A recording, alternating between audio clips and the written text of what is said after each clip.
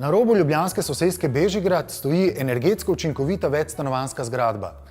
Pri opremi 60 kvadratnih metrov velikega stanovanja sta sodelovali arhitektki biroja Prostorama. Zaradi dobro zamišljene opreme in izkoristka naravne svetlobe je stanovanje zelo svetlo in deluje večje, kot je v resnici.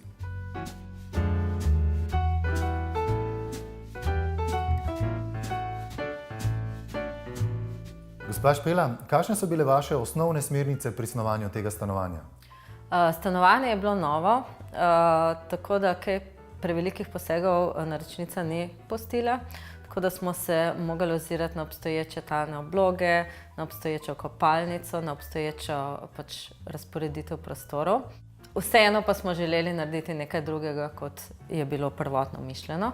Tako da smo se najbolj osredotočili na ta osrednji prostor, ki je bil prvotno zamišljen neka standardna postavitev, se pravi kuhinja v U, sledi ob steno porinjena jedilna miza in pa potem naprej dnevna soba, kjer bi mogli gledati televizijo nekako pod kotom, ker iz kavča je potem izhod na balkon. Tako da tukaj ima pa to stanovanje en krasen razgled, kjer se vidijo od Rožnika do Šmarne gore do Triglava. Krasni sončni zahodi so tukaj, zato smo lastnico prepričali, da postavi jedilno mizo ob to veliko okno. Zelo se je upirala, ampak na koncu je lepo pustila in zdaj pravi, da jedilna miza je osrednji del druženja. In prej namreč gospa rekla, da mize sploh ne rabi, ker živi sama in tako ali tako za mizo nič ne počne. No, zdaj pa je ta miza dobila svoj pomen.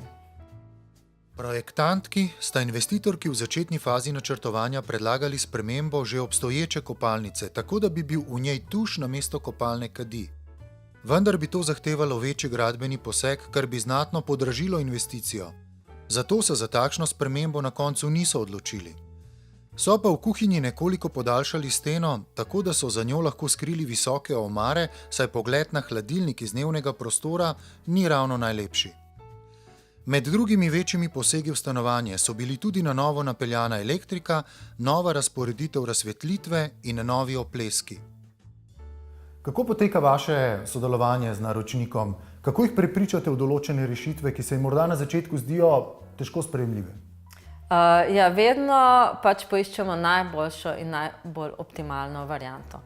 Zdaj potem jim to predstavimo in napnemo vse sile, da bi jim pokazali, da je to za njih tudi najboljše. Zato, ker vedno se prilagajamo naročnikom in naredimo nekaj, kar je za njih najboljše, ne nekaj, kar bi si mi želeli, če bi bilo to stanovanje naše. No in v tem primeru se je naša trma, je bila poplačana naša trma. Včasih pa po nekem času vidimo, če ne gre, ne gre in se tudi prilagodimo in rečemo v redu, vztrajajte pri tem, mi bomo naredili iz tega, kar vi želite oziroma pri čemer vztrajate, najboljše, kar se da. Seveda pa je rezultat vedno boljši, če se naročnik odloči za tisto prvo varianto, kot jo vidimo mi. Gospa je v tem primeru rekla v redu, jaz sem naročila arhitekte in bom na neki točki tudi zaupala. In zdaj se je to zaupanje poplačalo. In to se je pokazalo na primeru? Jedilne mize, ki je po naših željah pristala ob oknu, zato da je če sediš za jedilno mizo, je tak lep razgled, ker v prvotnem načrtu je bilo tistem predlaganem, da je kavč ob oknu, ampak ko sediš na kavču, nimaš več tega lepega razgleda toliko skozi okno.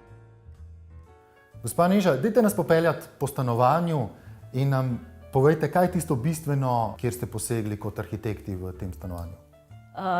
V predsobi smo s to veliko garderobno omaro, kjer se na frontah izmenjujejo ogledala in mat črno steklo, nekako želeli ustvariti en vtis, da ni to neka klasična garderobna omara, potem smo pa še ogledalo, ki ga drugače ne bi imeli kam dati, ker je na drugi steni ta omarica z vso elektroniko not in vsemi pametnimi inštalacijami in vsemi tem, kar to stanovanje rabi.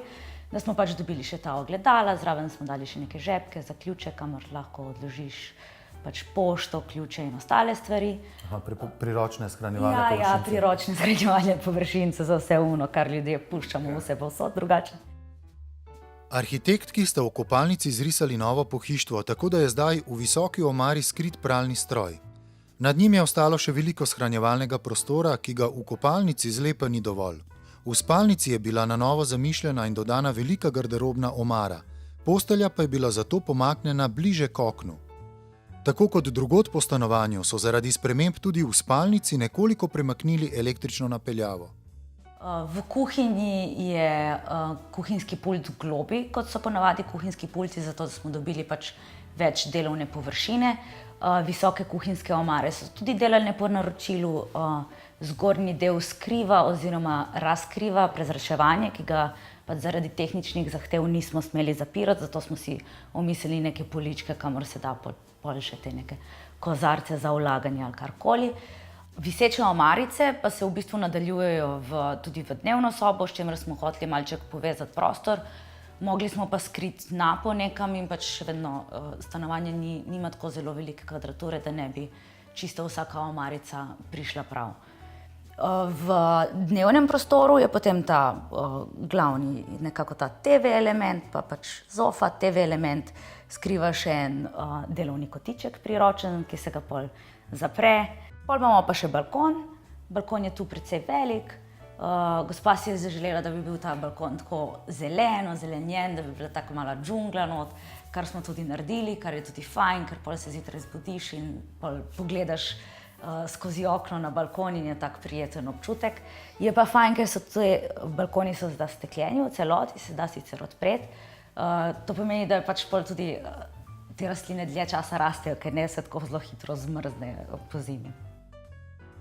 Stanovanje skupaj z balkonom meri približno 60 kvadratnih metrov, vendar je zaradi dobro zamišljene opreme in izkoristka naravne svetlobe zelo svetlo in se zdi večje, kot je v resnici. V stanovanju je tudi nekaj zanimivih oblikovalskih kosov. Še posebno izstopa lestenec nad jedilno mizo, ki se imenuje Simbiosi in je delo italijanskega oblikovalca Davida Gropija. Arhitektki sta se vanj zaljubili na milanskem pohištvenem sejmu in sta navdušeni, da je našel svoje mesto prav tukaj. V stanovanju so svoj prostor našli tudi znameniti stoli Rex, delo slovenskega oblikovalca Nika Kralja. Zanimivo je, da jih naročnica najprej ni želela, saj so jo spominjali na otroštvo oziroma ležalnike iz vrtca in nujno popoldansko spanje. Vendar si je pozneje premislila in je arhitektki ob naslednjem srečanju prijetno presenetila. Iz povedanega lahko sklepam, da v bistvu ve vse skupaj z naročnico, niste skupaj nakupovali stvari, ampak ste videli nekaj svetovali in ona je šla potem kupiti seveda nekaj drugega, kar sta pričakovali. Ja, za večino pohištvenih kosov, ki jih je itak treba naročiti, ampak dodatke, ki so pa pač pika na i vsakega interjerja, smo šle pa skupaj nakupovati to. Smo šle v center Ljubljane, se sprehodili po trgovinah in nabrali kose, ki so se nam zdeli ustrezni za ta ambient. To je bil poseben ženski dan. Ja, res je bilo, pa smo šli na koncu še na sladoled in smo zaključili v nekem takem prijateljskem duhu, ki smo to prijateljstvo smo stkali že med samim projektom in smo se imeli odlično.